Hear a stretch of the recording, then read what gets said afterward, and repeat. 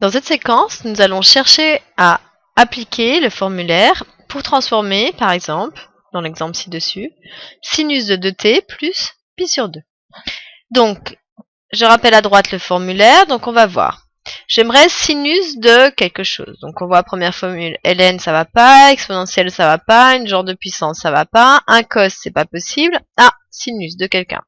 Sinus on me dit de a plus b. Sinus de t plus pi sur 2. Donc ça a l'air d'être intéressant.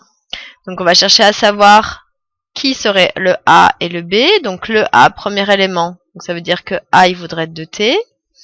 Et que le b ce serait l'autre élément de la somme, c'est-à-dire pi sur 2.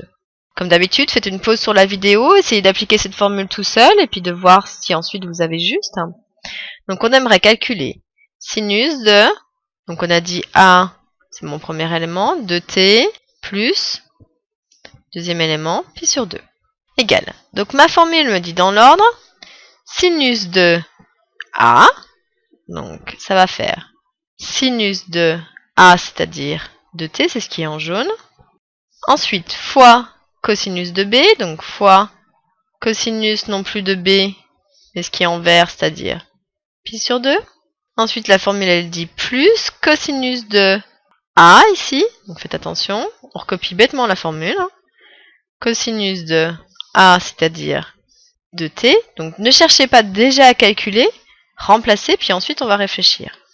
Fois, deuxième élément, sinus de b. Donc ici, sinus de, le b c'est ce qui est en vert, c'est-à-dire pi sur 2.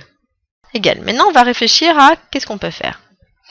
Sinus de t, donc ici, on va pas y toucher tout de suite, puisque on va déjà s'intéresser, en fait, au cosinus de pi sur 2 et sinus de pi sur 2, parce que elles font référence à des éléments très particuliers.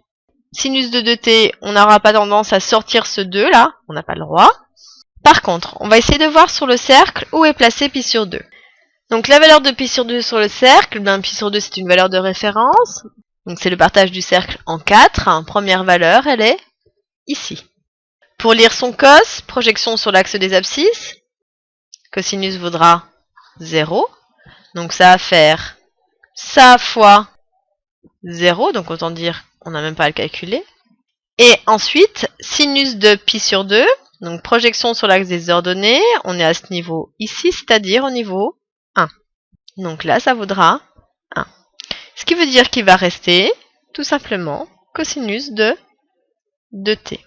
Alors si on voit dans le formulaire, tout de suite on a une autre formule pour cela, donc on pourrait juste l'écrire pour voir si vous avez compris. Le formulaire dit simplement, on pourrait transformer ça en 2 cosinus carré t moins 1, si vous avez répondu ça c'est juste, ou en 1 moins 2 sinus carré t, ça aussi c'est juste. Donc là on adapterait suivant ce que l'énoncé demanderait.